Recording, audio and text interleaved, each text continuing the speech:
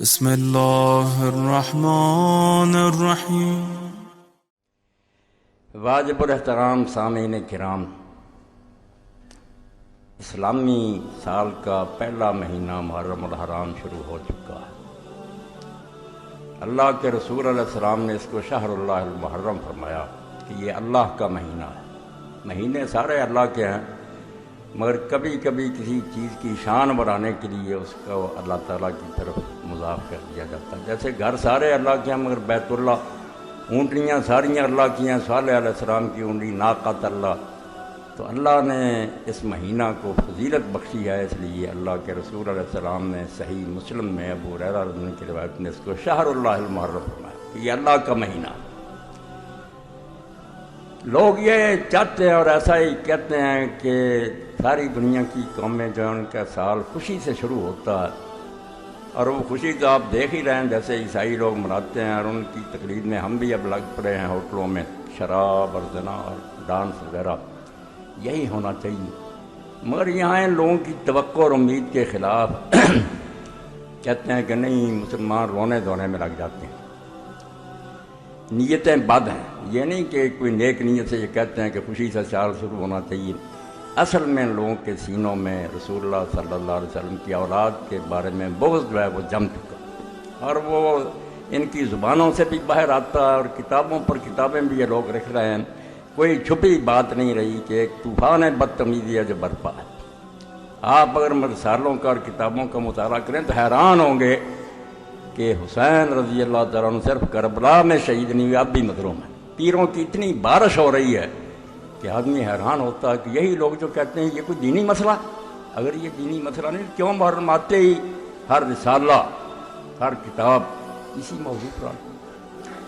تو حقیقت یہ ہے کہ اس مہینے کا امام حسین رضی اللہ عنہ کی شہادت سے شروع ہونا، اور ذی الحج جو سال کا آخری مہینہ اس کا حضرت اسماعیل علیہ السلام کی قربانی پر ختم ہونا، یہ اپنی جگہ اللہ تعالیٰ کی حکمت کے مطابق بہت ہی مناسب کام ہے۔ جو لوگ دین کو نہیں سمجھتے وہ بے شک ہنستے رہیں، ناچتے رہیں، مگر اللہ نے قربانی پر سال ختم کیا اور قربانی سے آغاز کیا سال کا، تاکہ اہل اسلام کو پتہ لگے ہوشیار کے برہ دم تیغست قدمرا، کہ اے اللہ کے نیک بندو ہوشیار ہو جاؤ کہ تمہارے قدم جس راستے پر ہیں وہ تلوار ہے، تلوار پر چل رہے ہو۔ جانیں قربان کرنا، اپنی جان اللہ کے دین کے لیے بیچ دینا، یہ دین کا خلاصہ ہے۔ اس لیے ذی الحج بھی قربانی پر ختم ہوا، اور امام حسین رضی اللہ عنہ کا واقعہ بھی سال کے شروع میں پیش آیا، تاکہ لوگوں کو اس بات کا پتہ چلے نہ بینی کہ ہاں شاہ نکو نام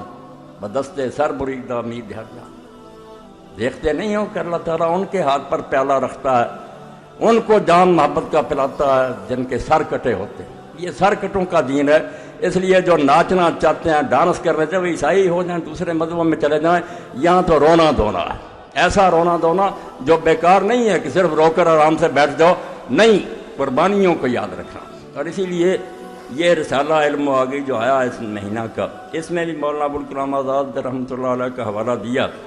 بس میں ابتدا میں وہ بات آپ کی خدمت میں عرض کر دینا چاہتا ہوں۔ فرماتے ہیں حضرت حسین علیہ السلام کا واقعہ کوئی شخصی واقعہ نہیں، کوئی نہ سمجھے نہ میرے خطبے سے کوئی بات تھی جو میں سنا رہا ہوں، کوئی کسی ایک آدمی کا قصہ نہیں ہے کہ کوئی شخص تھا جو مارا گیا۔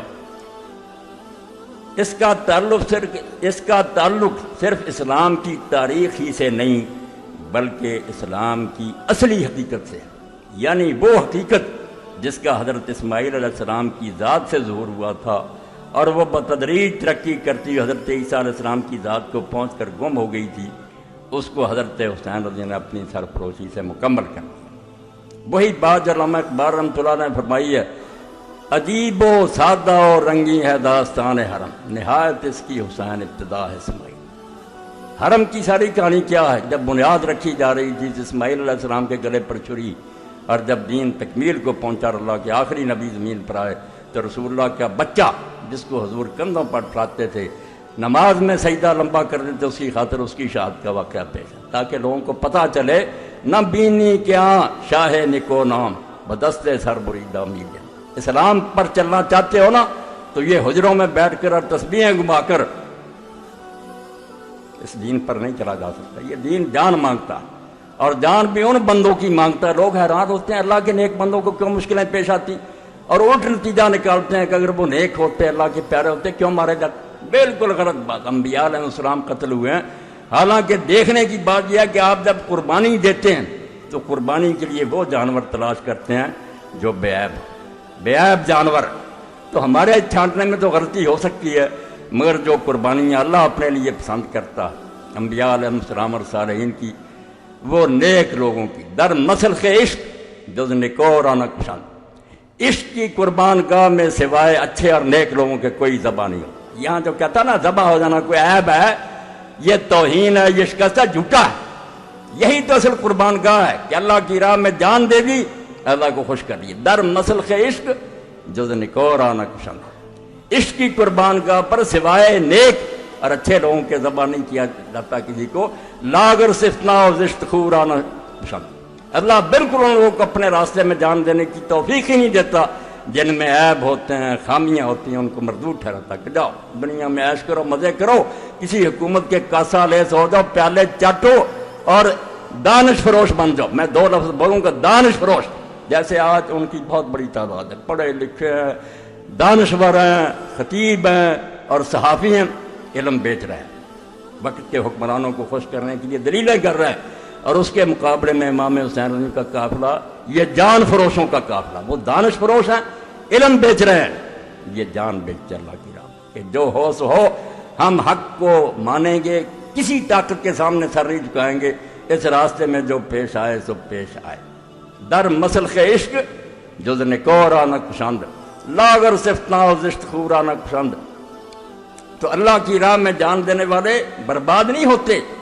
وہ ہماری نظر میں ہے کہ بھائی مارے گئے. اللہ نے تو قرآن میں 2 جگہ کہہ دیا کہ جو اللہ کے راستے میں مارے جاتے ہیں ان کو مردہ نہ کہو, وہ زندہ ہے. اب ممبر پر بیٹھنے سے پہلے ہی مجھے رسالے موصول ہوئے. وہ لوگ جو جب شکنجہ ان کے گلے میں کسا جاتا ہے, حقائق چھوڑو جی یہ بات سے کیا لینا. نہیں, آپ لوگ ون وے ٹریفک چلانا چاہتے ہیں.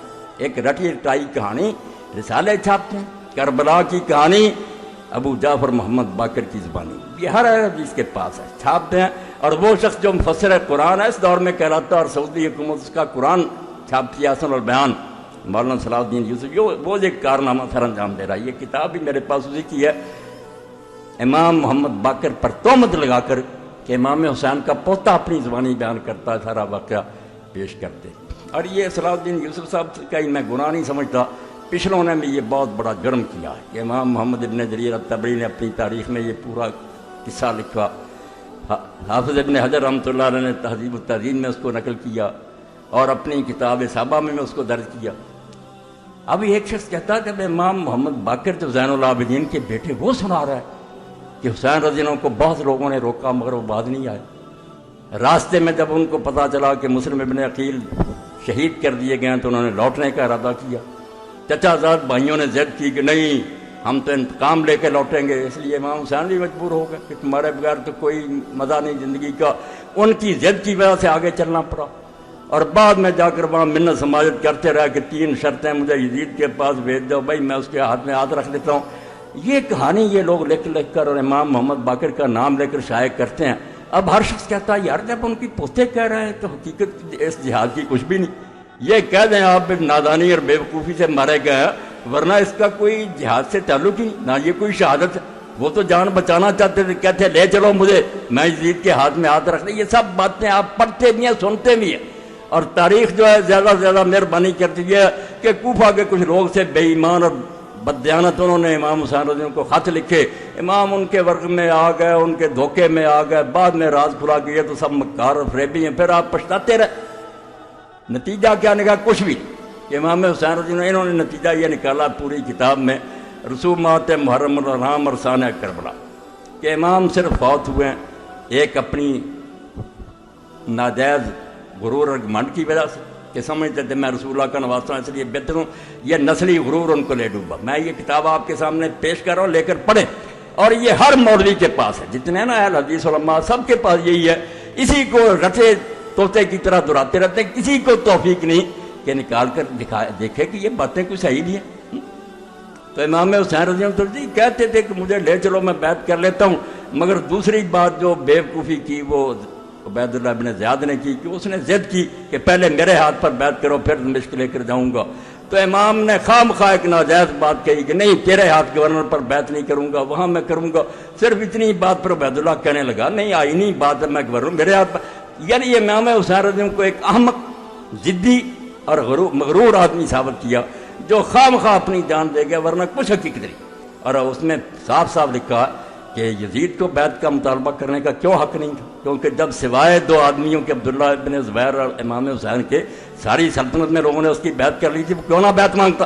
امام حسین جھوٹا تھا۔ یہ پوری کتاب، اب ہم اس کا جواب اگر میں دوں تو سارے شہر میں پروپگنڈا کہ مولوی اسحاق امام حسین ان کا بیان کرتا، اور ان دنوں میں آ کر یہ مسجد نہیں امام بارگاہ میں، لعنت اللہ علی الظالمین، اللہ کے نامراد ظالم بندو، یزید کی حمایت میں تم کتابیں لکھو، امیر المومنین یزید رحمۃ اللہ علیہ جگہ جگہ اس میں لکھا، اور ہم امام حسین رضی کا بیان کریں، اور آپ لوگوں کو یہ توفیق ہی نہ کہ پوری کتاب میں نہ ابن تیمیہ کو یہ توفیق ہوئی، اللہ انہیں بھی معاف کرے، نہ انہیں ملی کہ رسول اللہ کی وہ حدیثیں تو کہیں ذکر کر دو کہ حضور نے پہلے بتایا نہیں تھا امام حسین رضی کے بارے میں، وہ صحیح حدیثیں نہیں ہیں، ان کو چھوتے تک نہیں، خطبے ہو رہے ہیں، کتابیں لکھی جا رہی ہیں، نہ کئی تنظیموں کے سربراہ میں ان کا نام کیا لو وہ بھی لکھ دیتے ہیں ثانیہ کربلا، کوئی نہیں یہ اٹھا کر دیکھتا کہ تاریخ کی جھوٹی روایتیں، یہ جو میں نے لکھ دیا کہ محمد باقر رحمۃ اللہ علیہ کی زبانی، اس کے بارے میں تو آپ سمجھ لیں کہ جہاں جہاں یہ لکھی ہے بالکل جھوٹ کا پرندہ،